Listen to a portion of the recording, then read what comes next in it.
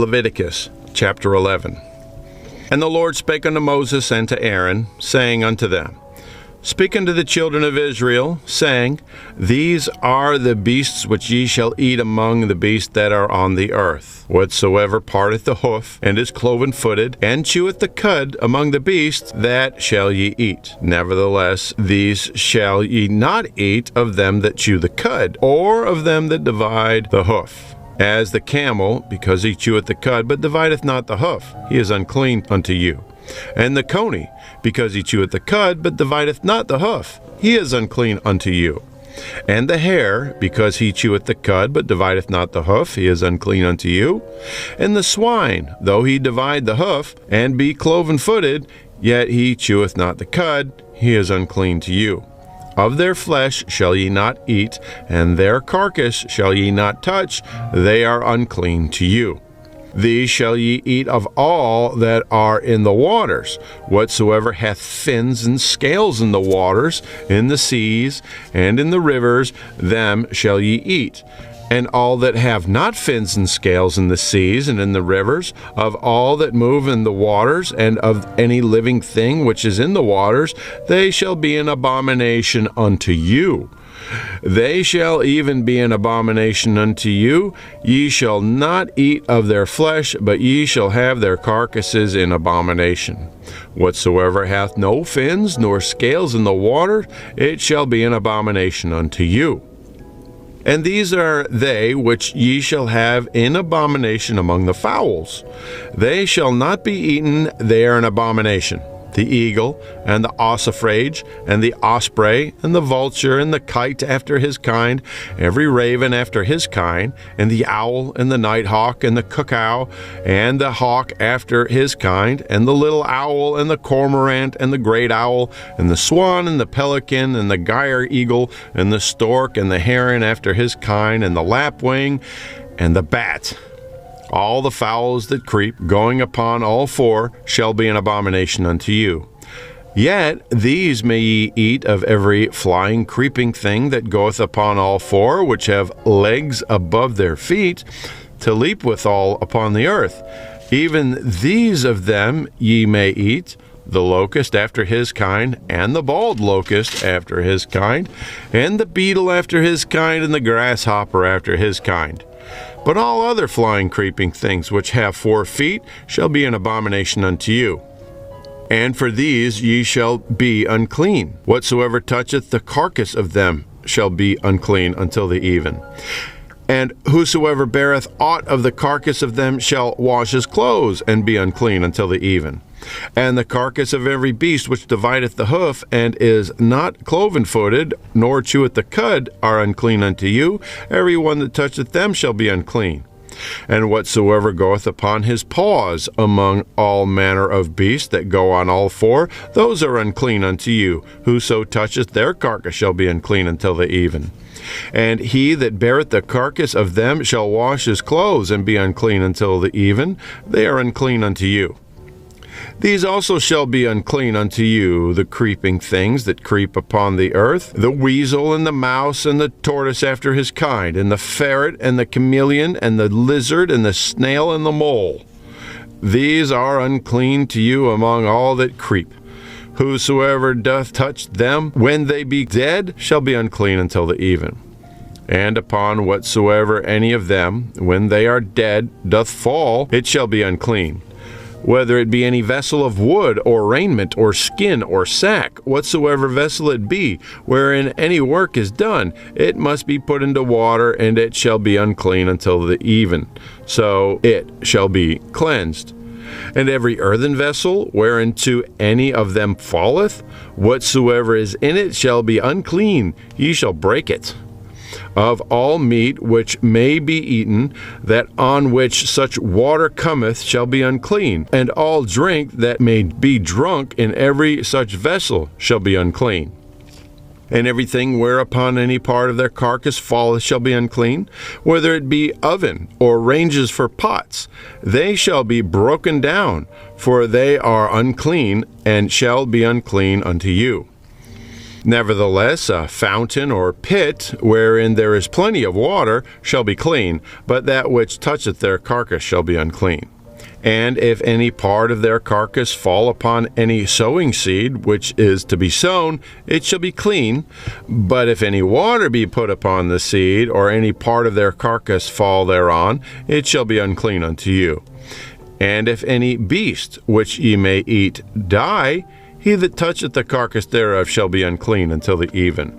And he that eateth of the carcass of it shall wash his clothes, and be unclean until the even. He also that beareth the carcass of it shall wash his clothes, and be unclean until the even. And every creeping thing that creepeth upon the earth shall be an abomination. It shall not be eaten.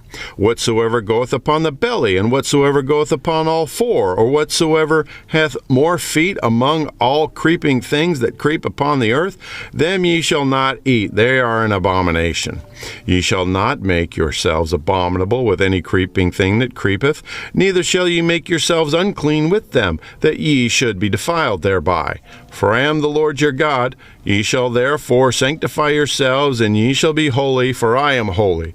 Neither shall ye defile yourselves with any manner of creeping thing that creepeth upon the earth. For I am the Lord that bringeth you up out of the land of Egypt to be your God. Ye shall therefore be holy, for I am holy. This is the law of the beasts, and of the fowl, and of every living creature that moveth in the waters, and of every creature that creepeth upon the earth, to make a difference between the unclean and the clean, and between the beast that may be eaten and the beast that may not be eaten. Chapter 12. And the Lord spake unto Moses, saying, Speak unto the children of Israel, saying, If a woman have conceived seed, and born a man-child, then she shall be unclean 7 days. According to the days of the separation for her infirmity shall she be unclean.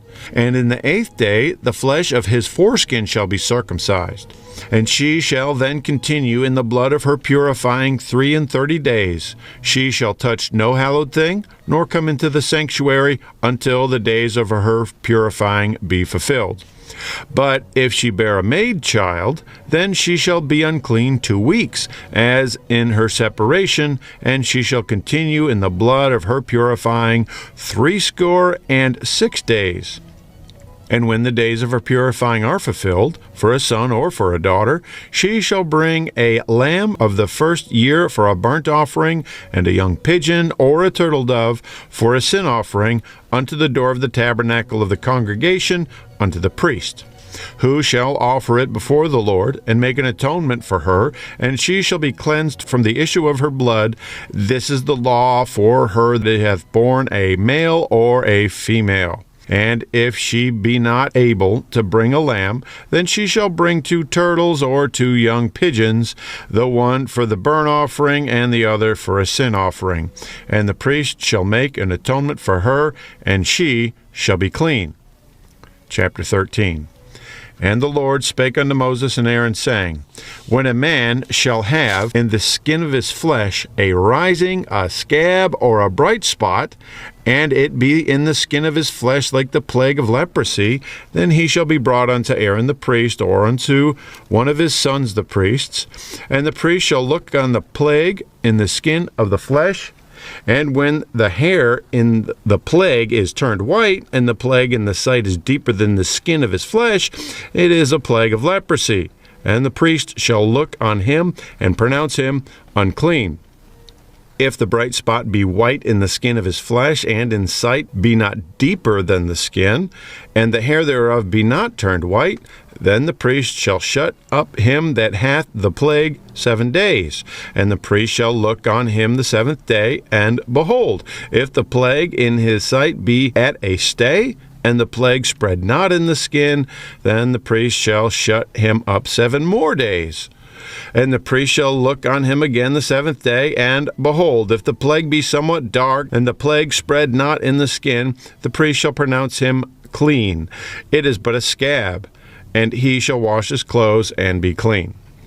But if the scab spread much abroad in the skin, after that he hath been seen of the priest for his cleansing, he shall be seen of the priest again. And if the priest see that, behold, the scab spreadeth in the skin, then the priest shall pronounce him unclean. It is a leprosy. When the plague of leprosy is in a man, then he shall be brought unto the priest. And the priest shall see him, and behold, if the rising be white in the skin, and it have turned the hair white, and there be quick raw flesh in the rising, it is an old leprosy in the skin of his flesh.